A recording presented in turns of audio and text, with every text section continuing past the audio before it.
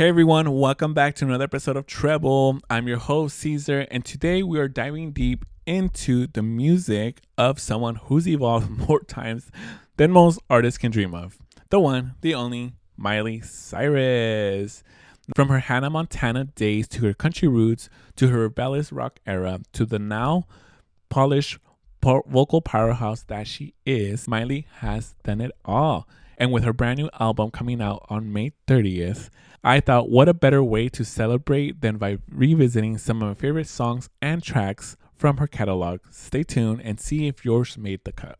All right, let's start this episode with showing some love to our favorite Disney teenage pop diva, Hannah Montana. Before Miley was chart-topping and breaking boundaries, she was living the best of both worlds. Let's kick things off with her track that foreshadowed who Miley would become, Rockstar. The prophecy-fulfilled track had this little attitude, this edge, and the production was catchy as hell. And honestly, to this day, it's one of my most favorite tracks from her. Next is a duet we didn't know we needed. I Wanna Know You featuring David Archuleta. A sweet duet that blended both of their voices beautifully, and it showed Miley's / Hannah Montana's softer side and emotional side. Let's be real, David Archuleta and Miley at that time was every teenager's dream. Let's finish things off this segment with Nobody's Perfect. The song is still a banger. Yes, it's still relevant. It's imperfectly perfect with the message about making mistakes, learning from them, and it's one of my favorite Hannah Montana songs ever. Now, in no particular ranking, let's start things off with my top 3 favorite Miley Cyrus albums.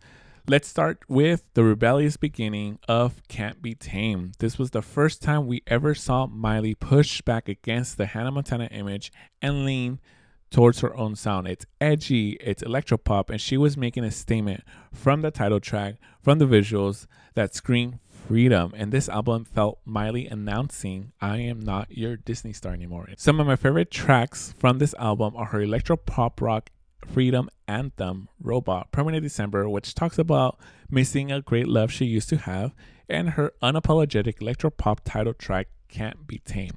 From there, she didn't just evolve, she honestly exploded in her next few eras.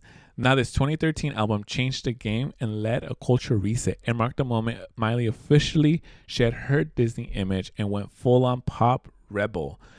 Bangers was messy, emotional, fun, chaotic, and then in the best way. With producers like Mike Will Made It and Pharrell on board, the album leaned more into a trap pop, hip hop influence. What made Bangers special wasn't just the shock factor, it was the emotion beneath the party. Tracks like Wrecking Ball and Adored You reminded us that underneath the edgy image was someone who's still vulnerable and navigating through life and heartbreak. My top tracks off this album are some of the more upbeat songs like We Can't Stop, Do My Thing, that showed Miley who was confidently reclaiming herself. And SMS Bangers featuring Britney Spears, the collab that should have been bigger. It should have been the official third single off this album, not Adore You. Adore You did not represent anything from this album, and especially because we already had Wrecking Ball as a single. So now we were getting 2 ballad singles in an album that was fun, chaotic, and party. So it just didn't really make sense. But I felt like SMS Banger should have been the third official single. Now let's fast forward 10 years to 2023, the year she presented us with Endless Summer Vacation.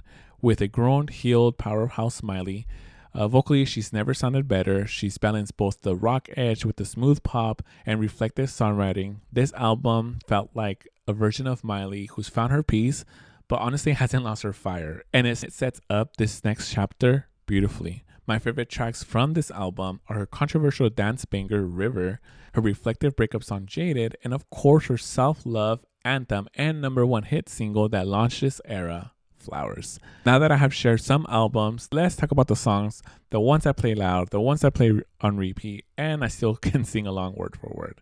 To kick things off, do you remember this song, Fly on the Wall?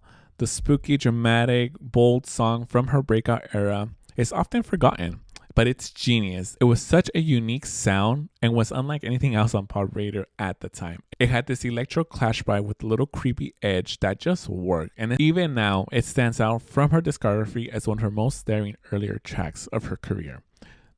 The next song I want to talk about is a vibe. Miley in Jordans, rapping, flexing, 23 was unexpected, and honestly, she held her own alongside collaborators Michael Made It, Juicy J, and Wiz Khalifa. It was the beginning of her experimental era with more pop and hip hop, and she made it fun. She brought a new element into that space. Let's move along to a song where the remix is better than the original.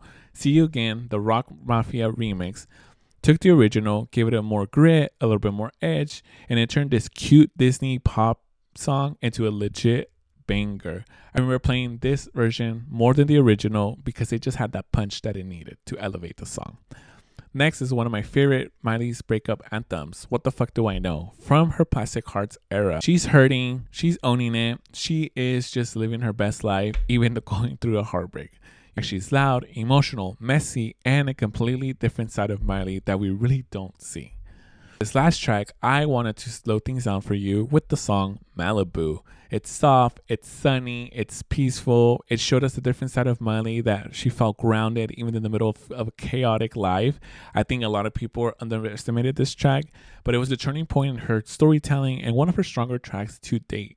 There you have it, guys. My favorite ultimate Miley Cyrus pregame. Before that new album drops on May 30th, we've seen her go from this teenage rebel to a rock star to a grown woman in her healing era. Thanks for listening to Treble. I hope you enjoyed this episode. Don't forget to rate the show, leave a comment, leave a review, hit that follow. You can also DM me your favorite Miley tracks on Instagram or on TikTok. Remember, guys, say it louder. It's only Treble.